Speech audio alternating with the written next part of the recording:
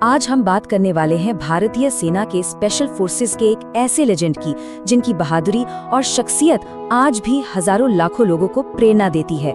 ये कहानी है कर्नल संग्राम सिंह भाटी की।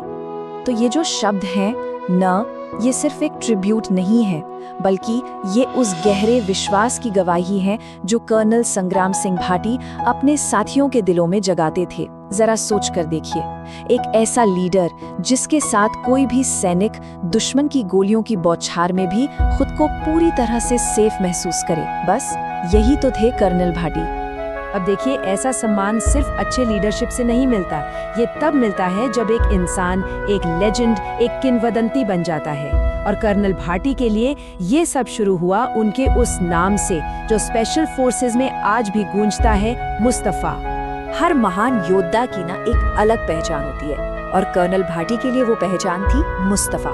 ये जो निकनेम थे, जैसे मुस्तफा मस्तबुल, ये सिर्फ मजाक नहीं थे, ये उनके साथियों का, उनके जबरदस्त स्किल और दमदार पर्सनालिटी को सलाम करने का एक तरीका था।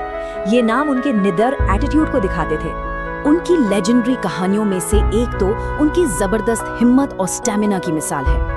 हुआ ये कि इंस्ट्रक्टर्स के साथ देर रात, मतलब सुबह 2 बजे तक पार्टी करने के ठीक बाद colonel Bhati battle physical efficiency test के लिए पहुंच गए। अब जहां कोई भी सोचेगा कि भाई आराम कर ले, उन्होंने क्या किया, एक नॉर्मल राइफल की जगह एक भारी भरकम कार्ल गुस्ताव रॉकेट लॉन्चर उठा लिया और उसी के साथ करीब 17-18 मिनट में 5 किलोमीटर की दौड़ पूरी कर दी, सबसे आगे। ये सिर्फ कोई फिजिकल स्ट्रेंथ का शो ऑफ नहीं था, नहीं, ये उनकी सोच थी, उनकी मानसिकता थी कि हर लिमिट को तोड़कर आगे बढ़ना है। लेकिन सवाल ये है कि इतनी बहादुरी और हिम्मत आती कहां से है? कर्नल भाटी के लिए इसका जवाब उनकी जड़ों में था। वो एक तीसरी पीढ़ी के सैनिक थे जिनके लिए देश की सेवा एक विरासत थी जो उन्हें खून में मिली थी। देखिए, उनके दादाजी ने सेकेंड वर्ल्ड वॉर में लड़ाई लड़ी। उनके पिता कर्नल श्याम सिंह भाटी 1965 और 1971 के युद्धों में देश की सेवा कर चुके थे।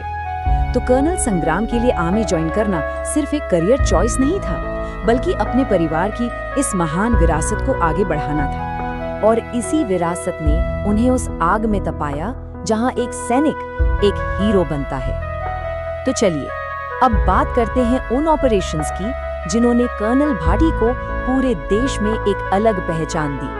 उनकी बहादुरी के लिए उन्हें शौर्य चक्र से सम्मानित किया गया, जो भारत का तीसरा सबसे बड़ा पीस टाइम गैलेंट्री अवार्ड है। ये सम्मान उन्हें दुश्मन के सामने दिखाए गए असाधारण साहस के लिए मिला था।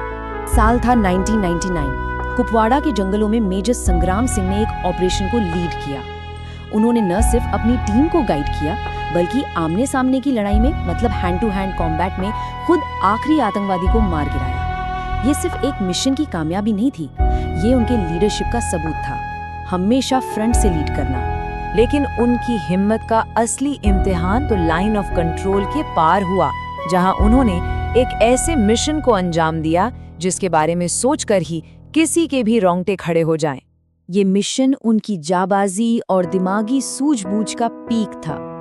एक आतंकी का भेष धरकर वो दुश्मन के इलाके में घुसे और पूरे 4 दिनों तक लश्कर तैयबा के कैंप में रहे। उन्होंने न सिर्फ जरूरी इंटेलिजेंस इकट्ठा की, बल्कि उस पूरे कैंप को नेस्तनाबूद भी कर दिया। ये सिर्फ बहादुरी नहीं थी, ये तो साहस की एक अलग ही परिभाषा थी। एक महान योद्धा सिर्फ लड़ता नहीं है, वो आने वाली पीढ़ी को लड़ना सिखाता भी है। कर्नल भाटी का असर बैटलफील्ड से कहीं ज्यादा था। वो वर्दी में एक मेंटर थे जो अगली पीढ़ी को तैयार कर रहे थे। ओटा चेन्नई में तो बस उनकी मौजूदगी ही मोटिवेशन का एक बहुत बड़ा सोर्स थी। उनकी वर्दी पर सजे मेडल्स उनकी बहादुरी की कहानियां कहते थे और यंग कैडेट्स को आर्मी के हाईएस्ट स्टैंडर्ड्स को छूने के लिए इंस्पायर करते थे। अब देखिए, पैरा स्पेशल फोर्सेस जिसकी कमान उन्होंने संभाली, वो कोई आम यूनिट तो है नहीं। इसमें शामिल होने की कोशिश करने वाले, आप समझिए, 90% लोग फेल हो जाते हैं। 90%! ये आंकड़ा अपने आप में बताता है कि वो स्टैंडर्ड्स कितने हाई हैं जिसके लिए कर्नल भाटी जैसे लीडर कैडेट्स को तैयार करते थे। और इस यूनिट का मोटो है man apart every man an emperor. इसका मतलब है कि यहाँ का हर सैनिक अपने आप में एक लीडर है, एक सम्राट है। ये उस फोर्स की फिलॉसफी है जिसे उन्होंने लीड किया। एक ऐसी यूनिट जहां हर एक सोल्जर अपने आप में एक्स्ट्रा ऑर्डिनरी होता है। हर कहानी का एक अंत होता है, पर कुछ हीरोज की लेगेसी उनके जाने के बाद अमर हो जाती है। कर्नल भाटी की कहानी का अंत भी बहुत दुखद और असामयिक था, पर उनकी विरासत आज भी जिंदा है। ये एक अजीब विडंबना है कि जिस योद्धा को दुश्मन की गोलियां कभी छू नहीं सकी, उसे एक बीमारी ने हमसे छीन लिया। 19 अक्टूबर 2018 को पीलिया के कारण मल्टीपल ऑर्गन फेलियर से उनका निधन हो गया, जिसने पूरे डिफेंस कम्युनिटी को सकते में डाल दिया। और यही सबसे दुखद बात है, एक ऐसा वॉरियर जिसने अनगिनत बार मौत को मात दी, वो आखिर में एक ऐसी लड़ाई में हार गया जिसे हथियारों से लड़ा ही नहीं जा सकता था। उनका समुदाय और देश आज भी उनकी याद का सम्मान करता है। उनके होम टाउन जोधपुर में उनकी एक प्रतिमा लगाई गई है, जो ये पक्का करती है कि उनकी बहादुरी की कहानियां आने वाली पीढ़ियों को हमेशा प्रेरणा देती रहें।